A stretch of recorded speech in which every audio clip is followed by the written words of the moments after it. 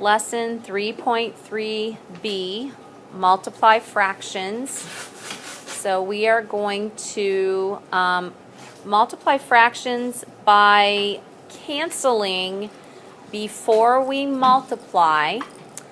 To multiply fractions, you look for any common factor across the top, the numerators, that could cancel with any common factor across the bottom, the denominators. You should cancel those out before you multiply. Once everything's canceled, you multiply numerators across the top and denominators across the bottom. If you cancel correctly, then your answer should be simplified at the end. Now, you may end up with improper fractions, and if you do, yes, you have to change them to a mixed number. It also shows you that in order to multiply mixed numbers, you have to rename them as improper fractions. So something like 2 2/3, you would make 8/3. 3 times 2 is 6 plus 2 is 8, so 8/3. So you cannot really multiply mixed numbers the way they are. You have to change them to improper. Then you start your canceling and things like you do when they're regular fractions. So let's just look at some examples. We'll look at the odd problems. Make sure you write these down. The first problem, number 1, 2/3 times 2/3. So what you're looking for is anything across the top that would have a common factor across the bottom. You only have 2's on the top and only 3's on the bottom, so there's nothing there that they have in common that you could cancel. So you would multiply straight across, and Caden, what would you get? You would get 4/9. And since there was nothing to cancel out before, it's completely reduced. It's 4/9. Okay, let's look at something maybe a little more exciting. So number 3 on your papers, go ahead and write -1/3 times 3/5. And there's a couple of things going on here that we need to talk about. The first thing is it's a negative times a positive. So Dylan, if it's a negative times a positive, what's the answer going to be? Negative. Yes, it's going to be negative. Okay, Dylan, I'm not sure how much canceling you guys have done in the past, but do you see any number across the top that could cancel out with a number on the bottom? Yes. What? 3. The 3's. And if we cancel the 3's, so I want you to do this. I want you to mark through the 3's. And Dylan, we're going to divide them both by 3. What does that leave? 1. They should both become 1's. Divide them both by 3, and they become 1's. Now, Dylan, when you multiply straight across, what do you get? 2/5. Or no, 1/5. 1/5. 1 times 1 is 1, and 1 times 5 is 5. So -1/5. And see, it's already reduced at the end once you cancel that out. All right, let's look at number 5. It's got a lot of things going on here, a little more complicated. So the 1 2/3, we can't multiply like that. We've got to change it to an improper fraction. Also, it's a positive times a negative. Also, we're going to look for common factors. So 1 2/3 times -3/5. Who wants to try this? Somebody besides Caden and Dylan. They've already done one. Who's going to do this one? Is anybody going to try for it? All right, Mason. 1 2/3. What am I going to do with that? You have to make it in improper fractions. Right, so 3 times 1 3. plus 2. 5. So 5/3 times -3/5. Now, Mason, if it's a positive times a negative, what's the result going to be? Negative. Negative. Mason, do you see anything that can cancel out here?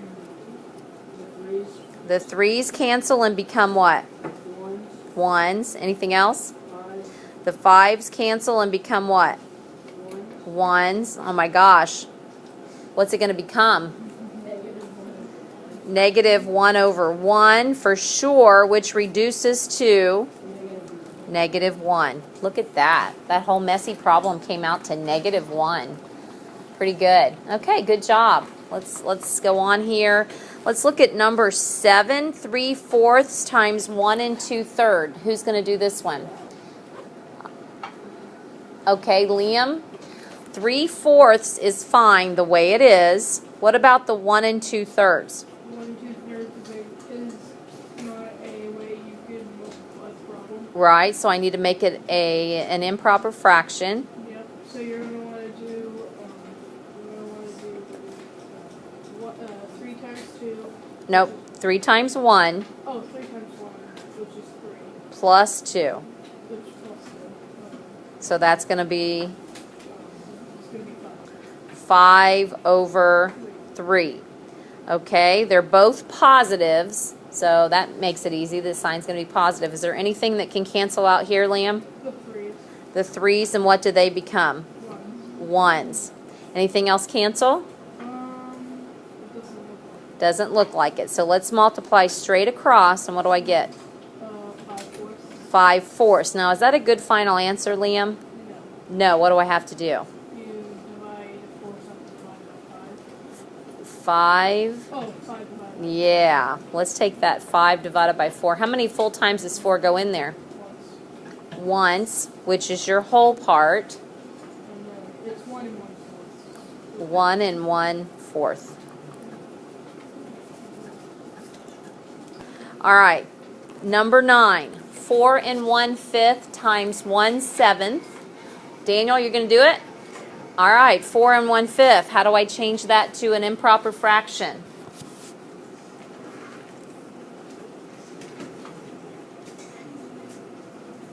You got to do 5 times 4, which is 20, plus 1.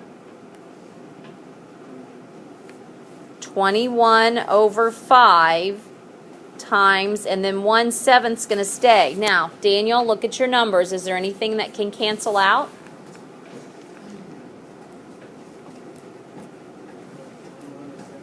Yeah, the 21 and 7. I can divide both of them by 7.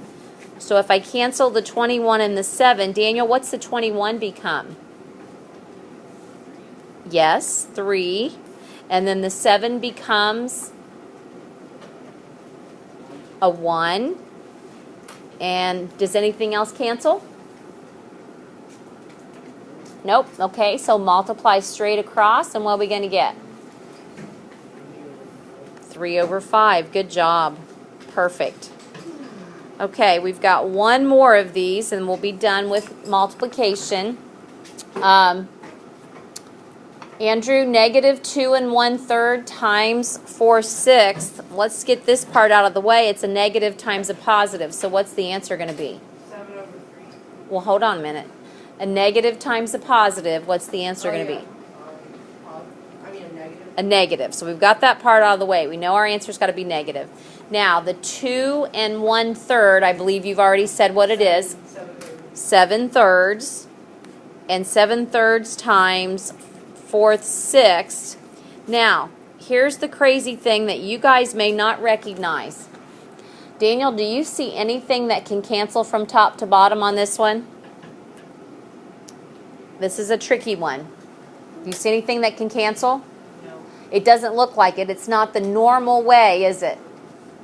Well, I'm going to tell you there is, because of the number they gave you isn't simplified. Can you see one of those two numbers that's not simplified to begin with? 4/6. Yeah. It could be 2/3. Yes, and you know what? It is perfectly legal and allowed to cancel a number just one numerator above the denominator, and the 4/6 should be, I think you just said it, 2/3. 2/3.